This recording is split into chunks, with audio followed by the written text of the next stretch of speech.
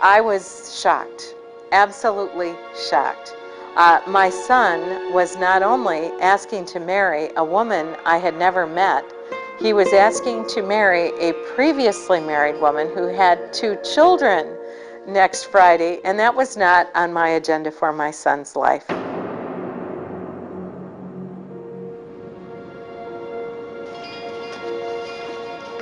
Carol wrote probably 20 or 25 different books. In the garage is our packing area that we have all of Carol's books here in all of these boxes. And I pack books to be sent to the various places that she's going to be speaking at, where I'll pack probably 5 to 10 boxes for each one of the events that we're going to. When April and JP first came to our house there in Michigan, and I saw them, I loved her immediately.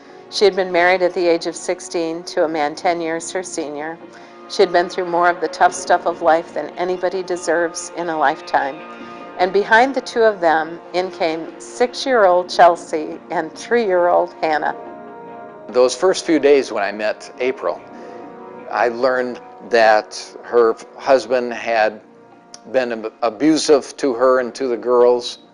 And she didn't go into very much detail about what that abuse was, but there was certainly some baggage, and she had some emotional scars. He ever strike you? Yes. Where would he strike you? Usually on the arms or my shoulders. Was this with an open hand or a closed fist? Fist. Ma'am? Fist. I think the main problem with their relationship is that Doug had come up kind of in the world, and April had been raised in a very strict Christian home, and she didn't have much to compare him to. And even though I know he wasn't perfect, he had a little bit of a temper, and apparently there was a lot of things that Doug had done, probably in anger, that left scars on her personality. Jason and April looked so attractive. Jason was in his navy whites, as they call them, his uniform, and April was so beautiful. And I remember thinking that there could be no more perfect day than this. It looked like the beginning of a fairy tale wedding. Then they went to Panama City, Florida. The father of Chelsea and Hannah was in Orlando, Florida, and so he was now within a 6.5-hour distance from the girls, and he wanted to see them regularly. And a judge had ordered that he would only have supervised visitation of the girls, meaning that another adult would always be present when he was alone with the girls. Then every other weekend they were driving from there to Orlando. Now, during all of this time, too, he's hearing more from April about how abusive her ex-husband had been to her and the girls. April shared that there were some incidents that were very, very frightening, involving his desire to go and sleep in the bed where the girls were, and Chelsea had had a terrible dream at one point that when she shared it with her mother, was way beyond what a child of that age would have ever come up with. She said that in her dream, that Doug was screaming and screaming at Hannah, and Hannah was crying. And she said, and then Daddy stuck a knife in Hannah's pee-pee. I need to quickly say that none of that was documented by a doctor, which made our son's case weaker than it could have been. He was like a big teddy bear is what he was. He was a sweet spirit, just loved children and loved his girls, and in my opinion would never have ever done anything to harm them in any way. April reported and testified in trial that Doug Miller, the father of her 2 girls, was addicted to pornography, that he would sometimes watch pornography where the girls could come in, that he would have a girl sitting on his lap and maybe have an erection, and that he put this stuff away as not being important, Yet to her, it consumed her mind.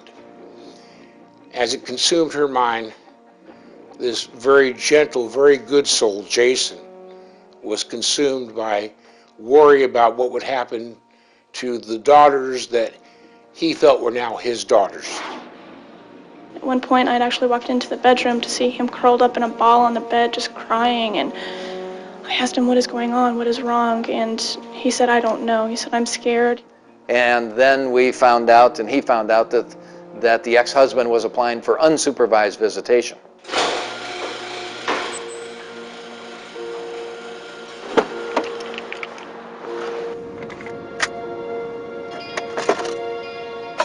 It was on a Sunday after church, and there's a place in Orlando called Sweet Tomatoes. Doug Miller, with his girlfriend, had gone there. Jason had followed them to the restaurant, knew his car, and was waiting for him to come out. His girlfriend developed a headache, and Doug volunteered to go to his car to get her a headache remedy.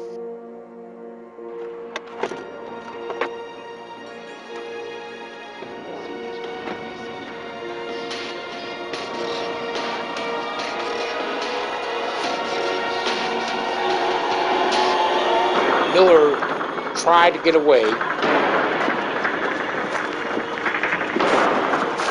and get behind a light pole that wouldn't be big enough to totally shield him, but it was the only place to go.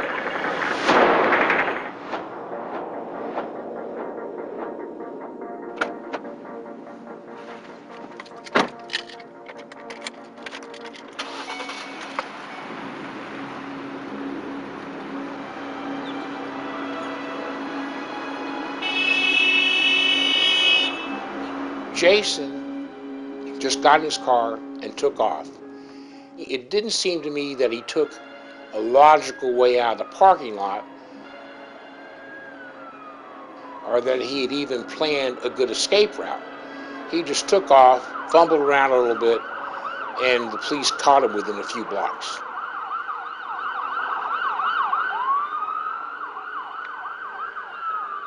When Jason was stopped, he acted like a dutiful citizen. He pulled over.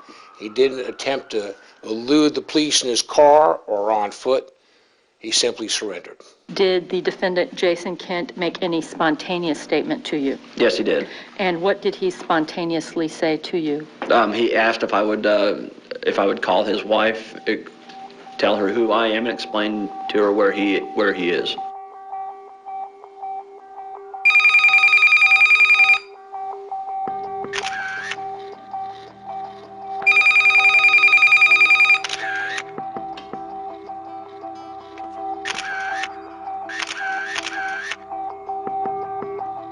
That day I had felt like I had a tattoo on my forehead, mother of a murderer. I was sitting at my desk and the phone rang, and it was my boy, and he was sobbing. He said, Mom, I've just been jumped by 10 inmates. They were kicking me and kicking me in the head. He said, my 2 front teeth have been broken off. He said, I have a cut in my ear, I've been kicked in the eyes. They stole all my stuff except for my Bible. After the beating, the corrections officers took me to the faith-based area of the jail. And through his tears, he said, Mom, those men were just like Jesus to me. He said, they washed my wounds. They brought me soap. They brought me deodorant. He said, these men prayed over me. And I sat at my desk, and I lifted my hands toward heaven, and I just started to pray. I said, God, I cannot do this journey. I cannot watch my son suffer like this. Please, please take me home to be with you right now. I cannot walk this road. And then the mama part of me kicked in. Are you familiar with the mama part of a woman? And I suddenly realized that our son needed his parents as his advocates more than he had ever needed us before in his entire life.